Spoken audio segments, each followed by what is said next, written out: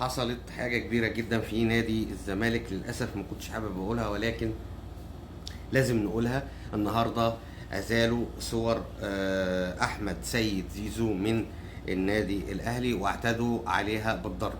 والله زي ما بكلمك، نزلوا الصور، وبعد ما نزلت الصورة نزلوا عليها بالبوكسات وضرب بالرجل في مشهد انا مش عبثي، من الطراز الاول، من الطراز الفريد. يعني ايه؟ يعني انت بتحاول تثبت ايه؟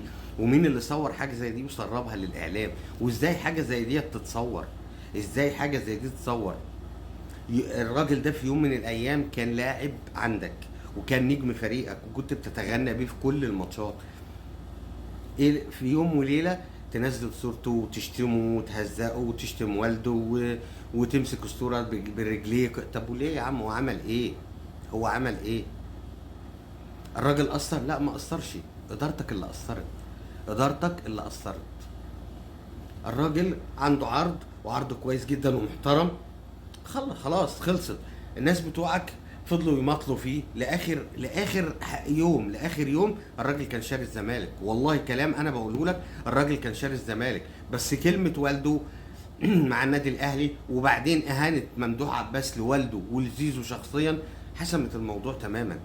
انما ما تلومش اللاعب على تصرفه، لوم ادارتك اللي فرطت في اللاعب، وكده غلط.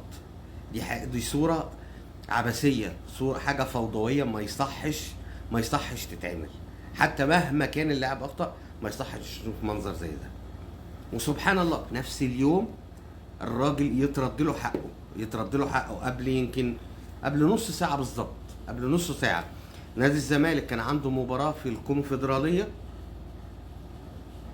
من نادي اسمه ستالنبوش الجنوب افريقي. اول مره اسمع عنه والله. يعني معظم الانديه هناك في جنوب افريقيا يا سان داونز يا اورلاندو يا كايزر يا بيدفست يا كيب تاون، انما اول مره اسمع ستالنبوش ده. وهو ازاي بيلعب يعني ده حامل كاس جنوب افريقيا، مفاجآت الكاس عموما يعني. فاتهزم منه في القاهره 1-0. اتهزم من الفريق ده وودع الكونفدراليه في فضيحه مدويه. وكأن ربنا بيقول لزيزو حقك وصل لك. يعني الزمالك كان واقف على زيزو للدرجه دي؟ لاعب يؤثر على فرقه كامله للدرجه دي؟ يعني انا ما شفتش الماتش بصراحه، بس شفت ملخص بسيط كده. فضيحه. الفريق ده لعب كوره على نادي الزمالك في القاهره في وسط 40 ولا 30 الف متفرج. الزمالك يمكن فرصتين اتنين طول الماتش، واحده لكابتن دونجا اللي بيركز في قصة الشعر والحاجات اللي بيهتم بيها والجاكيت الجلد بتاعه ده، والتانية سيف الدين الجزيري، شوحها يعني، بدل ما يسيطر عليها شوحها. فسبحان الله، يجي فريق زي ده يخرجك من البطولة على أرضك ووسط جمهورك. دي فضيحة وعار. انت حامل اللقب، وده فريق مجهول الهوية، مش معروف أساسا، مش معروف. يعني انت لو ما عندكش فرقة وبتلعب باسمك بس وتاريخك، خلاص منتهية الأمور. انما ان تأثير لاعب يكون عليك بالشكل ده، لا، ما اعتقدش. ما فيش اي نادي في العالم بيقف على لاعب، حتى لو اللاعب ده كان مين، حتى لو اللاعب ده مين. ما اعتقدش ان، يعني سبحان الله، كان السبب الرئيسي كان غياب زيزو. لا، اعتقد ان الفرقة كلها كانت في حالة مزرية. وشفنا سباب جماعي برضو لوالد زيزو في الماتش، وسباب للونش بدون اي داعي.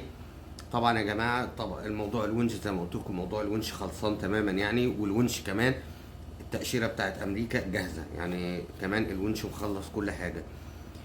ولكن للاسف ايضا نادي المصري البورسعيدي يودع الكونفدراليه، وكانها ليله وداع الكونفدراليه، وكانها ليله وداع الكونفدراليه في يوم. يعني كنا نتمنى الفريقين من مصر يكملوا على الأقل حد يوصل للنهائي، ويبقى في تاني تنافس أفريقي بين القطبين الأهلي والزمالك. ولكن قدر الله وما شاء فعل. ولكن في خبر أخير حابب أقوله لكم. كوتيسا في الرتوش الأخيرة من الصفقة، والشيبي مصمم على الانضمام للنادي الأهلي. في فيديو بكرة إن شاء الله هنقول التفاصيل كلها. أشوفكم على خير. سلام عليكم.